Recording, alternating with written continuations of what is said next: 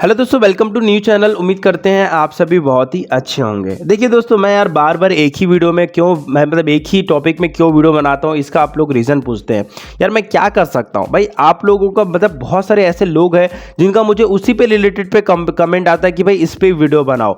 220F को लेकर बहुत ही कमेंट है और बहुत ही डीएम आते हैं इंस्टा में कि भाई पूछते हैं कि क्या 220F वापस आएगी या नहीं आएगी, हमें बाइक का वेट करना चाहिए या नहीं करना चाहिए, हमें दूसरी बाइक ले लेना चाहिए। ऐसे आप लोगों के क्वेश्चंस है, तो इस क्वेश्चंस का आपको मैं कंप्लीट यहाँ पे क्लियर करने वाला हूँ। क्या आप लोगों को 220F का वेट करना चाहिए, नहीं करना चाहिए, या फिर आपको 220F की जगह कोई और बाइक लेनी चाहिए, ये सारी चीज़ें क्लियर कर दूंगा। तो चलिए दोस्तों, इस वीडियो को शुरू करते हैं। बात करते हैं हमारी 220F यानी कि हमारी लेजेंडरी बाइक के बारे में। तो चलिए दोस्तों, आज की इस वीडियो को शुरू करते हैं। सबसे पहले बात कर लेते हैं 220F की लॉन्च डेट के बारे में कि किसका क्या है, क्या मतलब न्यूज़ है, क्या मतलब जो भी कहानी यार कह सकते हो। देखिए, आप लोगों को मैं ये बोलना चाहूंगा कि जैसे आपको पता है कि 220F बजाज की एक डिसकंटिन्यू बाइक है, तो ऑब्वियसली बात है भाई रीलॉन्च होने के चांसेस भाई 50-50 होंगे कि जरूरी तो है नहीं बजाज इस बाइक को लॉन्च करेगा।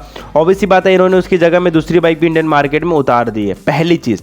सेकेंड थिंग आपको बताना चाहूंगा कि 220F के लॉन्च होने के चांसेस तो है, लेकिन इसके चांसेस बहुत ही कम है। कम इसीलिए है क्योंकि ऑब्वियसली बात है दोस्तों, बजाज ने अपनी नई बाइक इंडियन मार्केट में लाई है F250 और N250। तो ये हो सकता है कि इस बाइक को लॉन्च ना करे, बट इसके चांसेस भी है क्योंकि अगर बजाज की सेलिंग डाउन होगी, लोग अगर बजाज को बोलेंगे कि भाई कमेंट करेंगे, ट्वीट करेंगे कि हमें 220F वापस चाहिए, हमें 220F वापस चाहिए, तो फिर बजाज इस बाइक में काम करेगा, ऑब्वियसली बात है। तो मेरे हिसाब से आपको बजाज में 220F जो है वो देखने को मिल जाएगी, इसके चांसेस भी बहुत ज़्यादा है।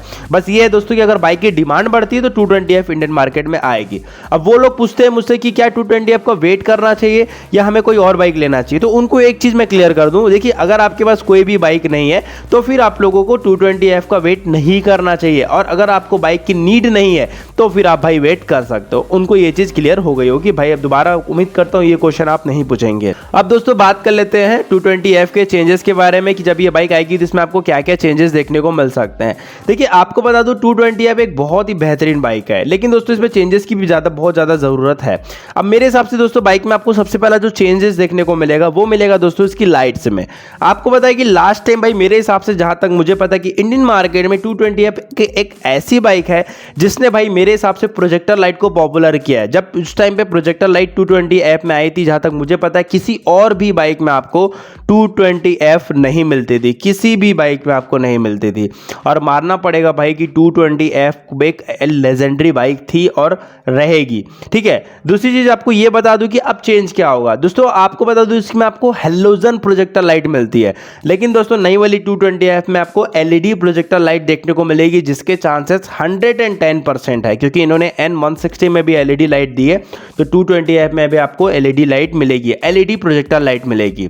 सेकेंड अपडेट के बारे में बात करें तो वह दोस्तों स्पीडोमीटर।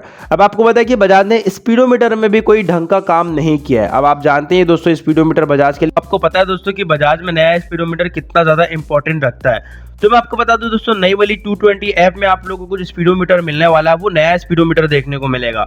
और ये भी क्लियर कर दूं दोस्तों कि उसमें आप लोगों को गियर इंडिकेटर जरूर देखने को मिलेगा। इसके चांसेस बहुत ज्यादा है क्योंकि गियर इंडिकेटर बहुत ही इंपॉर्टेंट फीचर भी है और सभी बाइक्स में आपको गियर इंडिकेटर जो है वो देखने को मिलता है। तो यहाँ पे आपको गियर इंडिकेटर इसके स्पीडोमीटर में मिल जाएगा।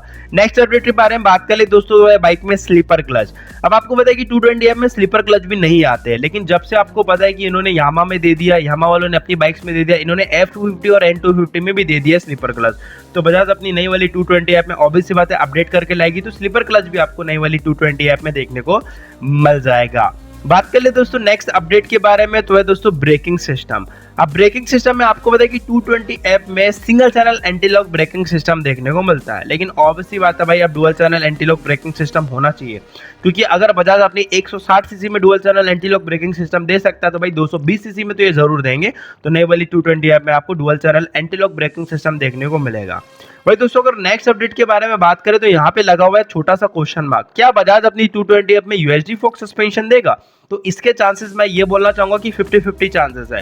हालांकि यामा ने अपनी बाइक्स में दे दिया तो भाई ऑब्वियसली बात है बजाज भी दे सकता है, लेकिन यहाँ पे ये है कि भाई अगर बजाज को देना होता तो शायद बजाज अपनी F250 और N250 में USD फॉक्स सस्पेंशन दे देते, बट इन्होंने नहीं दिया। तो इसकी जो प्लानिंग है भाई, मुझे ऐसा लगता है कि इसकी 50-50 चांसेस है कि 220F में आपको USD फॉक्स सस्पेंशन मिले।